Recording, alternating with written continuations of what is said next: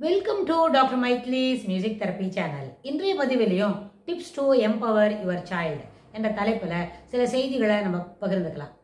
சென்ற பதிவில் பார்த்தோம் டைம் மேனேஜ்மெண்ட், அதாவது நேரத்திற்குள் குறிப்பிட்ட நேரத்திற்குள் சில செய்திகளை சில செயல்களை செய்து முடிக்க வேண்டும். அப்பொழுதுதான் நேரம் தவறாமை என்கின்ற பழக்கம் வரும். அந்த நேரம் தவறாமை இருந்தால் ஸ்கூலுக்கு we can move in time. அதே சமயத்தில் ஸ்கூல்லேருந்து வந்து நம்மளோட ஹோம்ஒர்க்கை சிறப்பாக செய்ய முடியும். அசைன்மெண்ட் இருக்கும் இல்லையா, இதெல்லாம் எழுதணும், ஹேண்ட் ரைட்டிங் எழுதி முடிக்கணும், சில மேத்தமெட்டிக்ஸில் சில கால்குலேஷன் சம்ஸ் எல்லாம் போட்டு முடிக்கணும் அப்படின்னா அது எல்லாமே அந்த நேரத்துக்குள்ளே செய்து முடிக்க முடியும்னு. ஏன்னு சொன்னால் ஒரு சின்ன அனக்டோட் ஒன்று சொல்லுவாங்க. சுவாமி என்ன சொல்லுவாருன்னா காலாய தஸ்மை நமஹா. ஏன்னு சொன்னால் தஸ்மைன்னு சொல்ல நான் இந்த உலகத்தில் டைம் என்றது டைம் மேனேஜ்மெண்ட், காலம் என்கின்ற சொல் கடவுளை குறிக்கும். அதனால தான் நம்ம சொல்கிறோம் காலம் பொன் போன்றது, கடமை கண் போன்றது அப்படின்னு சொல்கிறோம்.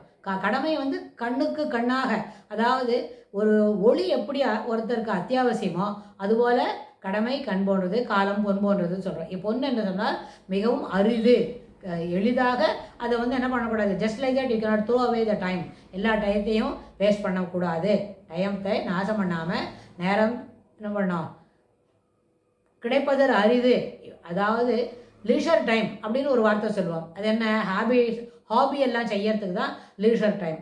லீஷர் டைம்னு என்ன, எல்லா வேலையும் ஸ்கூல் ஹோம்ஒர்க்கு, அசைன்மெண்ட்டு, வீட்டில் இருக்கிற குட்டி குட்டி வேலை, அப்புறம் அம்மாவுக்கு எதாவது ஹெல்ப் பண்ணணுமா, இல்லை வீட்டில் எதுவும் நம்மளோட ஷெல்ஃபை ஆர்கனைஸ் பண்ணிக்கணுமா, அம்மாவுக்கு ஹெல்ப் பண்ணுறது ஒரு டைம் செலவு பண்ணோம் அப்படின்னா அதே போல் நம்மளுக்கு என்ன பண்ணலாம், நம்மளோட திங்ஸு புக்ஸு பேனா பென்சில் எல்லாம் இருக்கும் இல்லையா, அதெல்லாமும் நம்ம ஆர்கனைஸ் பண்ணிக்கணும் அப்படின்னு சில வேலைகளை நம்ம செய்ய முடியும்.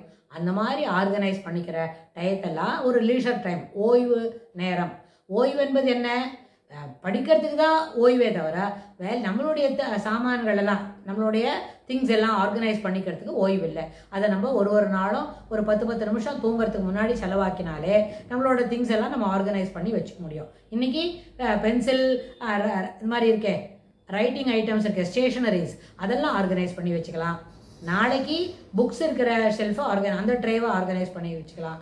அடுத்த நாளைக்கு நம்ம இன்னும் சில புக்ஸ் எல்லாம் இருக்கும் இல்லையா, ரைட்டிங் நோட் புக்ஸ் எல்லாம் இருக்குமே, அதெல்லாம் ஆர்கனைஸ் பண்ணி வச்சுக்கலாம். இது இல்லாமல் அப்புறம் colouring things, drawing notebook, அதெல்லாம் ஷெல்ஃபோட அடியில் வைக்கலாம்.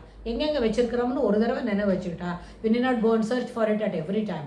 அது என்ன பண்ணலாம், ஜஸ்ட் லைக் தட் இங்கே கீழே இருக்க லாஸ்ட் ட்ரேயில் இருக்கிறது தான் ட்ராயிங் திங்ஸ்லாம், அங்கே தான் பெயிண்ட்லாம் கூட வச்சுருக்கேன் அப்படின்னு சொல்லி பெயிண்ட் எல்லாம் எடுத்து கலர் பெயிண்ட்டு, வாட்டர் கலர்ஸ் எல்லாம் நம்ம பயன்படுத்த முடியும். ஸோ இதுக்கு எல்லாமே என்ன அடிப்படை, நேரத்தை சிறப்பாக செலவழிக்க வேண்டும், நேரத்தை வீணாக்கக்கூடாது, நேரம் செலவழிப்பதில் கவனம் தேவை.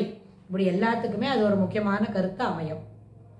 ஆனால் நேரத்தை சிறப்பாக செயல்படுத்துகிறோம் அப்படின்னு சொன்னால் அதில் இன்னொன்று கூட உண்டு, நம்மளுக்கு வந்து டைம் கிடைக்கிறது அப்படின்றதுனால அதை வந்து என்ன பண்ணக்கூடாது, வேஸ்ட் ஆக்காமல் உபயோகமாக செலவு பண்ணிக்கணும் எப்போ கிடைச்சாலும். இதுக்கு நடுவில் கொஞ்சம் சின்ன பசங்கன்னா கண்டிப்பாக என்ன செய்யணும், விளையாடவும் செய்யணும். பிளேயிங் இருந்தால் தான் நம்மளுக்கு ஓப்பன் ஏரில் விளையாடுறதோ இல்லை வேறு இன்னும் விளையாட்டு சாமான்னு சொன்னால் ஓடி, தட் இஸ் ஃபிசிக்கல் எக்ஸசைஸ், பாடியை வந்து ஆக்டிவாக வச்சுக்கணும்னு சொன்னால் ஓடி விளையாடுவது அவசியம். அதனால தான் நம்ம தமிழ் கவிஞர் பாரதியார் கூட சொன்னார், ஓடி விளையாடு பாப்பா நீ ஓய்ந்திருக்கல் ஆகாது பாப்பா. இது முடியாது அது முடியாது அப்படின்னு ஒரு இடத்துல அமைதியாக உட்காந்துக்கிறது காட்டலாம், ஓடி விளையாட வேண்டும். ஓடி விளையாடினால் உள்ளுக்குள்ளே இருக்கிற என்ன பண்ணோம், அந்த ஆக்சிஜன் பிராணவாயு இருக்கே அது நிறைய அளவில் உள்ளே போகும்.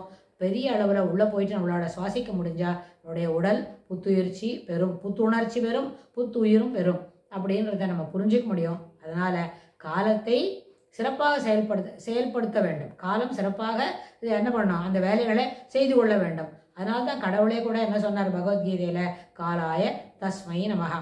எந்த இடத்துல சிறப்பான வேலைகள் நேரத்துக்கு உட்பட்டு நேரத்தின் சிறப்பை உணர்ந்து அதற்குள் செய்து முடிக்கப்படுகிறதோ அங்கெல்லாம் என்னுடைய சிறப்புத்தன்மை ஒளிரும். காலாய தஸ்மை அது எல்லாத்தருக்கு இருக்கு. போய் சொல்லுவாங்க, ஏமாத்துவாங்க அப்படின்னா அதெல்லாம் இல்லை. அந்த டயத்தெல்லாம் வீணடிக்கக்கூடாது. அப்படிலாம் you should not evade the time and reality to others as well as to self also. நம்ம உண்மையை உணர்ந்துக்காம நேரத்தை தாண்டி செலவு பண்ணுறதானா, அது கூட இல்லை. நிச்சயமா நம்ம என்ன செய்யணும், உண்மையாக நம்மளோட நேரத்துக்கு உண்மையாக இருக்கணும். ஏன்னா காலம் சிறப்பானது, காலத்தை வீணாக செலவழிக்கக்கூடாது. நேரம் தவறாமை அத்தியாவசியம் அப்படின்றத பிள்ளைங்களுக்கு அடிக்கடி எடுத்து சொல்லணும்.